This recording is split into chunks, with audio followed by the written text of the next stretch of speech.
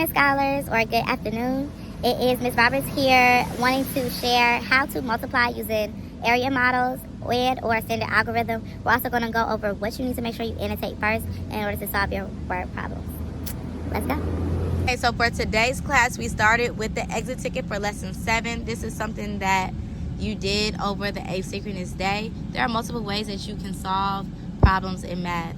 One way that a lot of scholars solve this problem is by using the area model.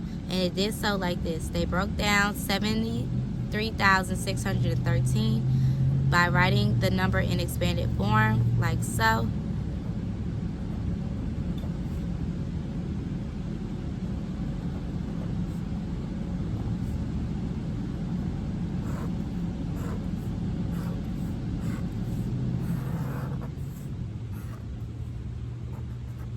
So they broke down their number like so, and then they multiplied 5 times 7, which we know is 35, and then added the zeros. 1, 2, 3, 4. 1, 2, 3, 4. Put the commas appropriately.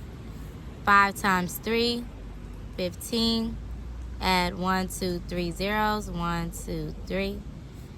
5 times 6, which is 30, and then add 1, 2 zeros. 5 times 1 is 5, add the extra 0, and then 5 times 3 is 15. Now once you get here, you add up all the numbers so you can get your final product. I'm going to write it vertically so I can easily see my numbers.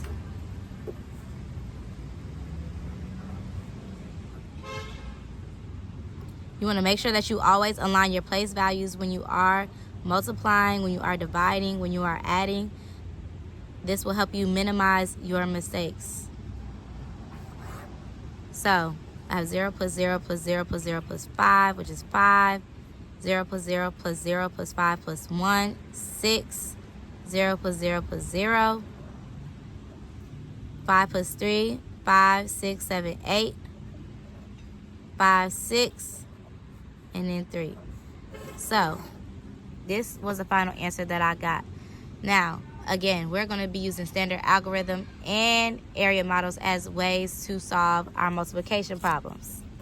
So, after we did this, we went into lesson 8, where we get deeper into the word problems and deeper into the area models. Now, whenever you have a word problem, you need to make sure that you annotate the question first.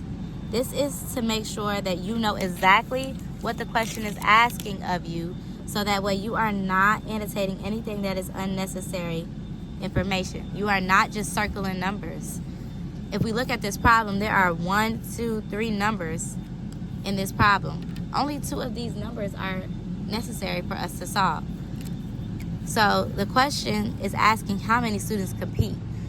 There are 122 cities competing in a math relay race. Each city sends 41 grade 5 students to compete. If I know that I'm looking for how many students compete, I know that I'm going to multiply, based off this information, 122 cities, right? Because that's how many cities came.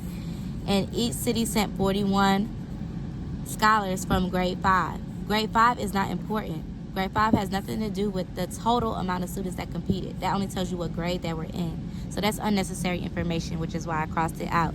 Now I'm going to write my equation, which is 122 times 41. And we're going to find out what that equals. Using an area model, I will split up my 122 into expanded form, writing it like so. 40 and 1. And then I'm just going to multiply. 4 times 1, 4. Then I'm going to add my 3 zeros. 1, 2, 3. 4 times 2, 8. Add my 2 zeros. 1, 2. 4 times 2, 8. Add my 1 zero. 80. I know that 1 times anything is itself, so I can easily write 100, 20, and 2. And then I'm going to add everything up. I like to add across and then add down, just to make my notes cleaner.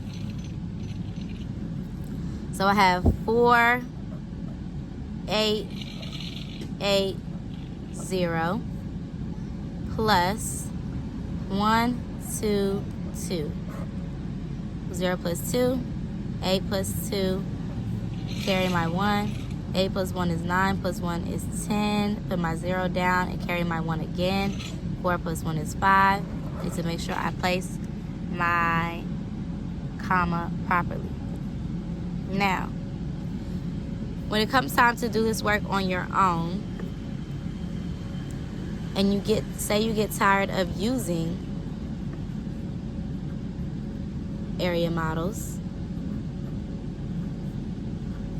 I know that 4 times 2 is 8. Add my 2 zeros. I have 4 times 4, which is 16. And I have 1 0 left. 8 times 0 is 0. So that means I have 960. Now this was easy to solve, but eventually you want to upgrade to using standard algorithm. When I'm using standard algorithm, I like to place my larger number on top. So I will write 40 times 24, which is going to give me 4 times 0, which is 0. 4 times 4, which is 16. And once I'm done with my ones place, meaning I've multiplied everything that I can multiply by the 4, I'm going to cross it out. And then I'm also going to put a smiley face saver because we love math. And then I'm going to go ahead and multiply with my tens place. So once you multiply with the ones place and you're done with everything in the ones place, you cross out the ones place as to not make a mistake. And make sure that you save the ones place with a smiley face saver.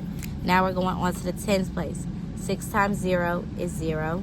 6 times 4 is... why am I saying 6 times 4? I'm sorry. 2 times 0 is 0. 2 times 4 is 8. Because there's nothing else to multiply, I'm going to go ahead and add. 0 plus 0 is 0. 6 times 0 plus 0 is 6. And 1 plus 8 is 9. You see how I got the same answer? Whichever method you choose to use, that's your business. Now, I want you to go ahead and solve questions 3 on your own. You're going to solve question number 3 using both the area model and standard algorithm. Then you're going to flip the page and do questions 4. You're going to do question 5.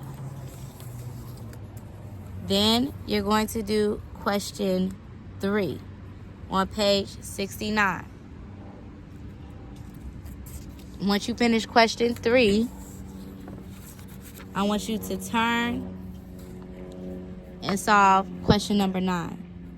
Now remember, whenever you're working with a word problem, you need to make sure that you annotate the question first.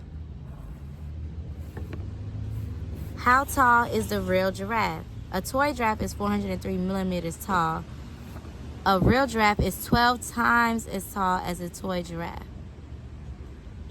That means that I'm multiplying what times what to get what? Times as much.